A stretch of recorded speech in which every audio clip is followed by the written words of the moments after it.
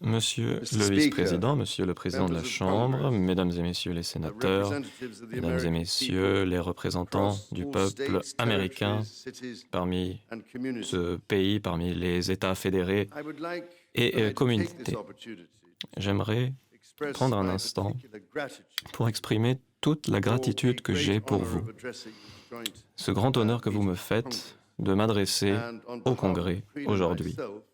Au nom de la Reine et en mon nom propre, j'aimerais remercier le peuple américain de nous avoir accueillis en territoire américain à l'occasion du 250e anniversaire de la Déclaration d'indépendance.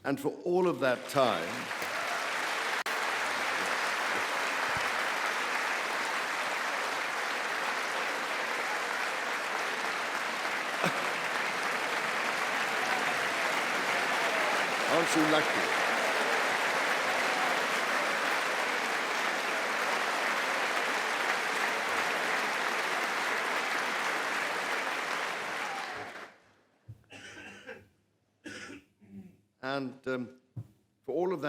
Depuis tout ce temps, nos destins de nation ont été entremêlés.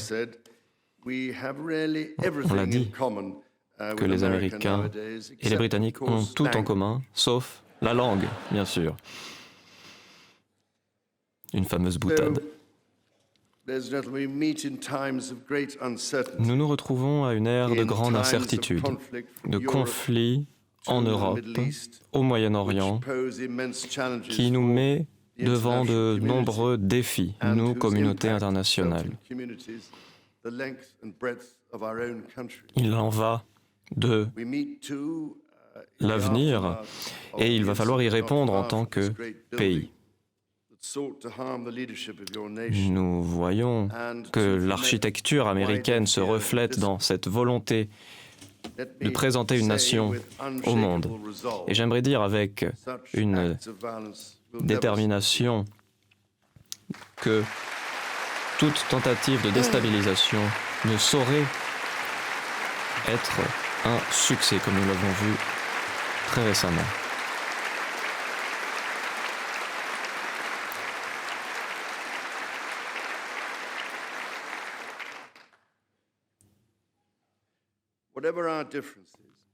Nous pouvons avoir des différentes visions, mais nous sommes unis dans nos engagements pour faire perdurer la démocratie, protéger nos concitoyennes et concitoyens, pour trouver et saluer le courage de toutes celles et ceux qui risquent leur vie pour notre pays, pour nos nations. Je me tiens ici devant vous. Il est difficile de ne pas sentir le poids de l'histoire sur mes épaules, car les relations modernes entre nos deux nations et nos deux peuples n'ont pas 250 ans, mais 400. C'est extraordinaire de penser que les affaires américaines ont préoccupé depuis longtemps les Britanniques. Je suis extrêmement reconnaissant envers le Congrès américain qui a été créé pour faire porter la voix de tous les Américains, la liberté, la démocratie. Nous sommes dans cette chambre de débat et de délibération. Je ne peux m'empêcher de penser à Feu, ma mère, qui s'est tenue ici en 1991, qui a eu ce même honneur que moi, et elle a pu prendre la parole à quelques pas de la Statue de la Liberté. Rappelons l'estime et la liberté que les Britanniques portent aux Américains. Vous le savez peut-être, lorsque j'ai pris la parole à Westminster, nous avons toujours suivi une tradition. Nous avons pris un membre du Parlement en otage, en quelque sorte, qui était à Buckingham Palace jusqu'à ce que je sois à nouveau en sécurité. Ces jours, nous savons nous occuper de nos hôtes, à tel point que parfois ils ne veulent plus partir. Et je ne sais pas, Monsieur le Président, s'il y aurait des volontaires parmi vous, ici, aujourd'hui. Quoi qu'il en soit, alors que je regarde le siècle passé, nous voyons certains motifs émerger, des vérités dont nous pouvons tirer des enseignements et des forces. L'esprit de 1776 est parmi nous. Nous pouvons en tirer une leçon. Alors nous ne sommes pas toujours d'accord sur tout. Mais ce n'est pas grave, car le principe sur lequel ce congrès a été fondé, pas de taxation sans représentation, c'était un différend fondamental entre nous. Et ça, c'est une valeur démocratique que vous avez héritée de nous. Notre partenariat est né des graines d'une dispute. Il a pu prospérer. Que cet exemple permette de rappeler que nos nations sont sur la même longueur d'onde, le produit d'une longue histoire démocratique, sociale, ancrée dans notre histoire et encore aujourd'hui. À d'innombrables reprises, nos deux pays sont parvenus à se retrouver. Monsieur le Président de la Chambre, en effet, nous savons que quand nous sommes d'accord, nous parvenons à connaître des progrès pour nos peuples et pour le monde entier. C'est ancré dans notre relation spéciale. Le président Trump en a fait l'expérience lors de sa visite d'État à l'automne dernier. L'identité américaine et l'identité britannique sont reliées par un lien infini, éternel, incassable.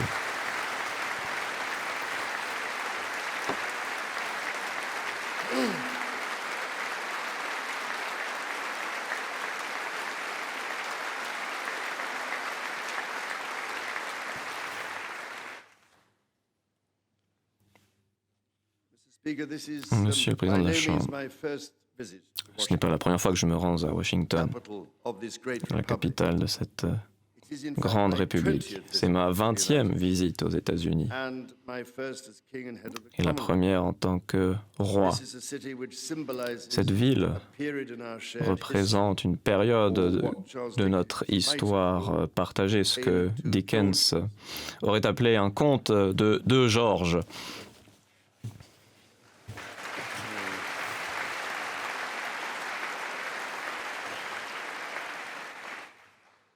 Le premier président, George Washington, et mon aïeul, George III. Le roi George n'a jamais posé le pied aux États-Unis. Et je peux vous assurer que moi, je ne suis pas un vieux de la vieille pour vous faire un coup de travers. Non, non, non. Les pères fondateurs étaient fiers, des rebelles, pleins d'imagination. Ils avaient une cause.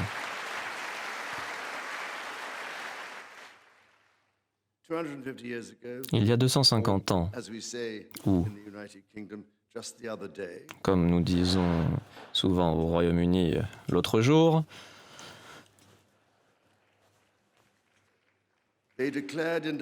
les États-Unis ont déclaré leur indépendance, ont fait preuve d'une énorme diversité. Ils ont réussi à unifier 13 colonies britanniques autour de la vie, de la liberté, de la poursuite du bonheur. Des valeurs qu'ils ont portées en eux, mais également les valeurs des Lumières britanniques et le droit britannique avec la Magna Carta.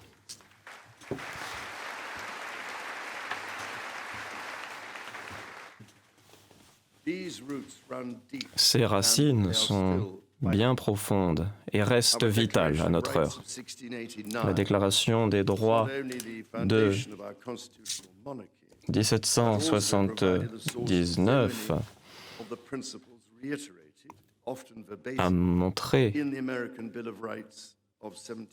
en 1791. Elle a découlé en 1791 sur le Bill of Rights, les premiers amendements à la Constitution américaine de 1789. On a calculé que la Magna Carta est citée à plus de 160 reprises dans le droit américain. Cela rappelle un principe fondateur, tout comme l'équilibre des pouvoirs aux États-Unis.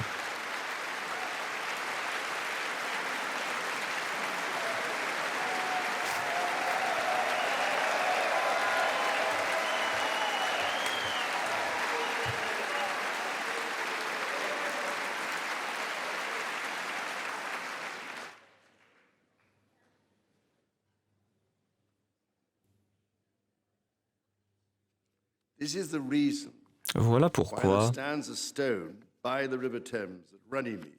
quand la Magna Carta a été signée en 1250 en Angleterre le long de la Tamise, c'était bien plus qu'un moment historique. Les Américains se sont inspirés de ce moment pour symboliser la liberté. John Fitzgerald Kennedy l'a dit. Ici même, dans ces couloirs, cet esprit de liberté et la promesse des pères fondateurs américains est présent à tout moment. Ce n'est pas la volonté d'un seul qui compte, mais bien la délibération de plusieurs. Il en va de l'enjeu des États-Unis. Dans nos deux pays, c'est l'expression de notre diversité, de nos sociétés libres. Cela nous donne notre force, y compris en aidant les plus démunis de nos sociétés. Monsieur le Président de la Chambre, pendant de nombreuses années, j'ai pu tirer une inspiration de ma foi chrétienne.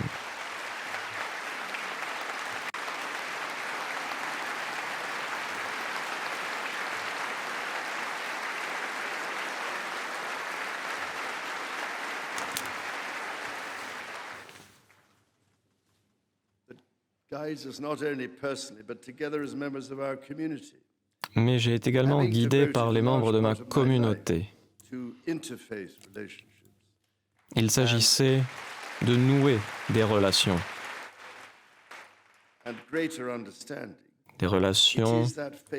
entre les différentes religions. Ce n'est pas le triomphe d'une certaine religion sur d'autres, c'est avec l'interreligiosité que la lumière triomphera sur l'obscurité.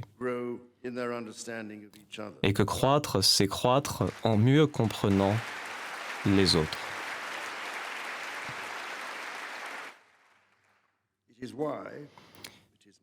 C'est pourquoi j'espère, je le prie pour cela même, qu'en cette période turbulente, nous parviendrons à travailler de concert avec nos partenaires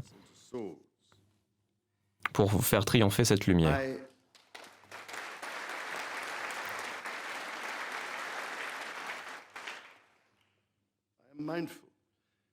Je me souviens, et je sais tout à fait que le temps pascal n'est pas tout à fait terminé. Il est synonyme d'espoir. Et j'espère que nos deux nations feront preuve de générosité, de compassion, à promouvoir la paix, la compréhension mutuelle et l'estime de tous, quelle que soit leur religion.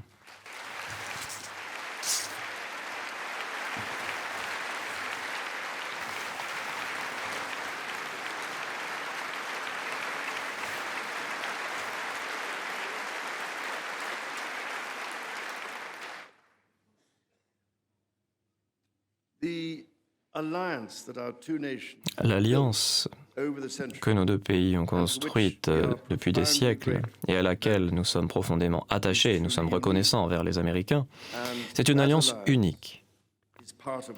Cette alliance, Kissinger l'a décrite comme la vision d'un partenariat transatlantique reposant sur deux piliers jumeaux, l'Europe et les États-Unis. Je pense que cette relation est aujourd'hui plus importante que jamais.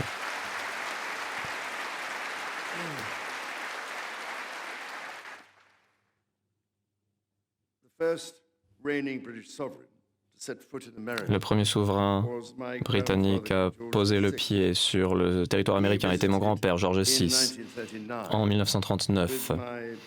Il se rendait ici avec ma grand-mère,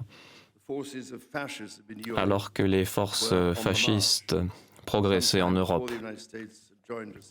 quelques années avant que les États-Unis rejoignent la Seconde Guerre mondiale. Il s'agissait de montrer que nos valeurs partagées prospéraient et étaient plus importantes. Une nouvelle ère se déroule aujourd'hui, mais elle est certes plus volatile, plus dangereuse que le monde dont parlait Feu, ma mère, ici en 1991. Mais les défis sont toujours aussi importants.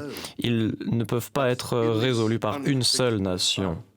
Dans un environnement si peu prévisible, une alliance ne peut reposer sur le passé ou assumer que les principes du passé tiendront. On l'a dit le mois dernier, le partenariat qui est le nôtre est indispensable, qui doit prendre en compte tous les aspects. Il ne faut pas que prendre en compte les 80 dernières années, il faut construire aussi et voir de l'avant.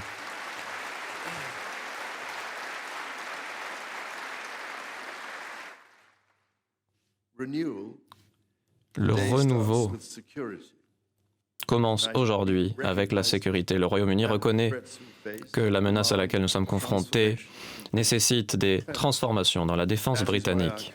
Voilà pourquoi notre pays, pour être apte à relever les défis de l'avenir, s'est engagé à augmenter ses dépenses de défense. Il y a 50 ans, j'ai servi dans la marine britannique. J'étais comme mon père, mon grand-père, mon grand-oncle et mon arrière-grand-père dans l'armée britannique. Et cette année marque également le 25e anniversaire du 11 septembre, une atrocité, un moment crucial qui a défini l'histoire américaine. Votre souffrance, votre choc ont été partagés et compatis dans le monde entier. À New York, demain, nous présenterons nos condoléances aux familles des victimes pour ces pertes tragiques. Nous étions à l'époque à vos côtés, comme nous le sommes encore aujourd'hui, en hommage d'un jour qui ne saurait être oublié.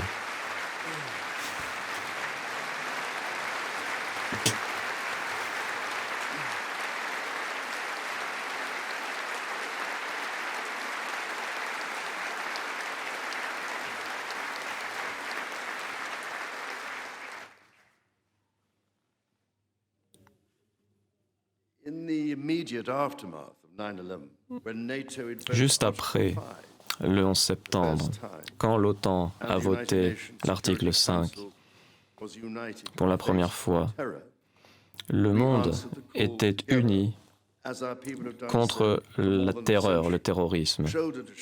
Il s'agissait, après 2 guerres mondiales, une guerre froide, l'Afghanistan, de définir et de montrer et de préserver notre sécurité dans le monde. Aujourd'hui, nous avons besoin d'une telle détermination pour l'Ukraine et son peuple des plus courageux.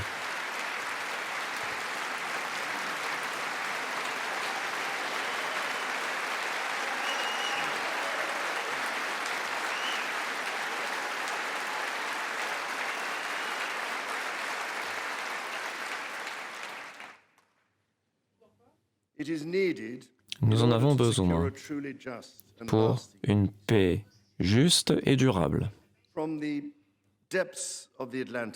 Depuis les profondeurs de l'Atlantique jusqu'au nord et au sud de notre globe, les relations transatlantiques sont au cœur de l'OTAN. Protéger nos citoyens, nos intérêts, garder les Européens et les Américains en sécurité vis-à-vis de nos adversaires.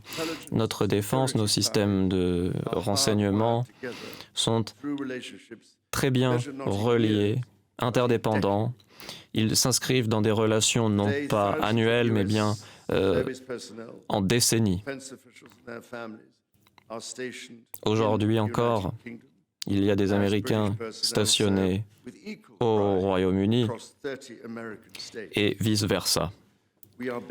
Tous ces soldats travaillent avec la plus grande fierté. Nous construisons nos alliances également par le biais de l'alliance AUKUS.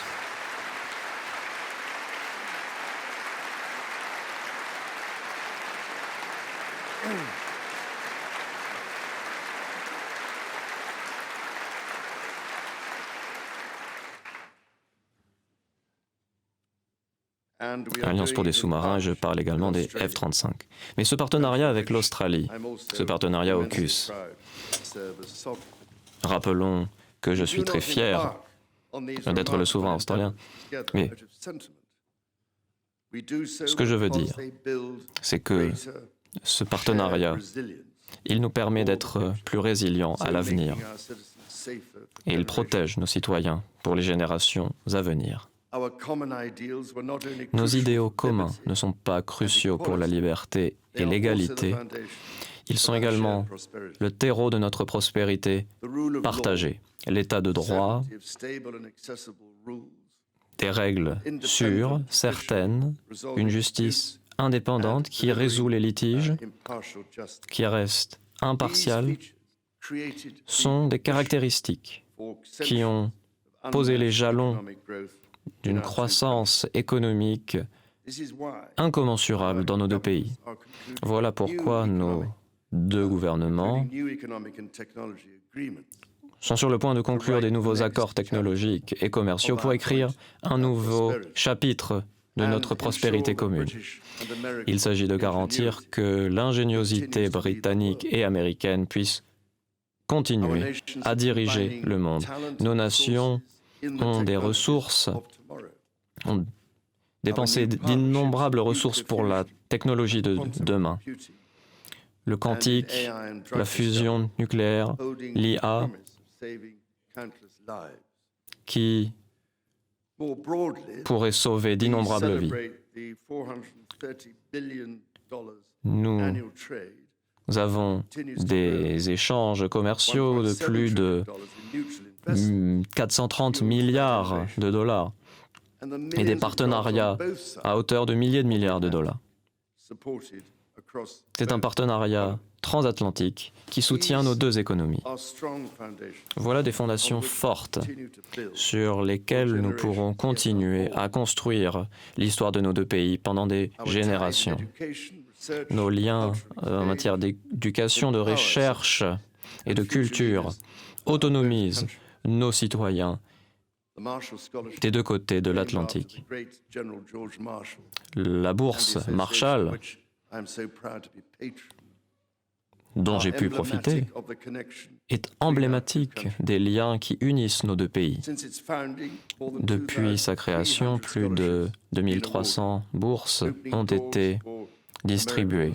Elles ont ouvert d'innombrables portes, que ce soit aux Américains ou aux Britanniques, dans des universités de pointe.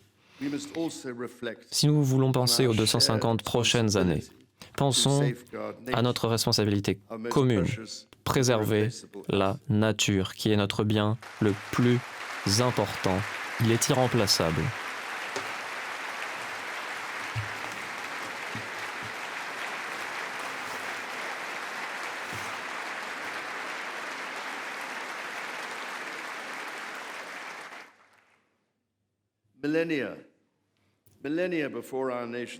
Bien avant que nos nations n'existent, que des frontières soient dressées, Alors, à l'heure où l'Écosse et les Appalaches ne faisaient qu'un, il y a des millénaires, nos continents ont été formés. Les magnifiques paysages naturels américains ont pu permettre à des générations d'Américains de profiter de conditions optimales. Tout le monde, les populations autochtones, les gens dans les villes, et tant d'autres ont toujours protégé la nature, ce que le président Roosevelt appelait le plus grand héritage de notre pays, sa splendeur naturelle, dont sa grandeur a tant dépendu. Alors que nous célébrons la beauté qui nous entoure, notre génération doit se poser les bonnes questions. Comment préserver les écosystèmes? Car leur destruction met à mal bien davantage que l'harmonie de la nature. Il faut garantir que ces systèmes naturels, c'est-à-dire notre seule économie, soient toujours la base de notre prospérité et de notre croissance et de notre sécurité.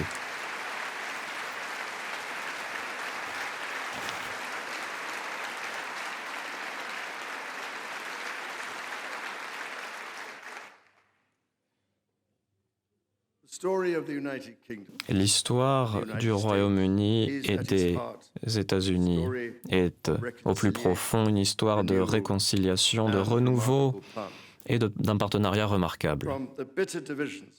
Depuis les grandes divisions amères d'il y a 250 ans, nous avons pu développer une grande amitié, une alliance des plus remarquables de l'histoire.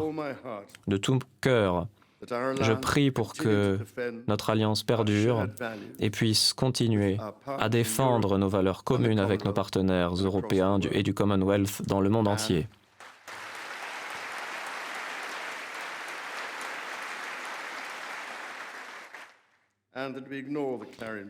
Et que nous arrêtions de regarder toujours vers nous-mêmes et pas vers les autres. Mesdames et messieurs, la parole américaine, elle a un sens, elle a du poids, comme cette déclaration d'indépendance.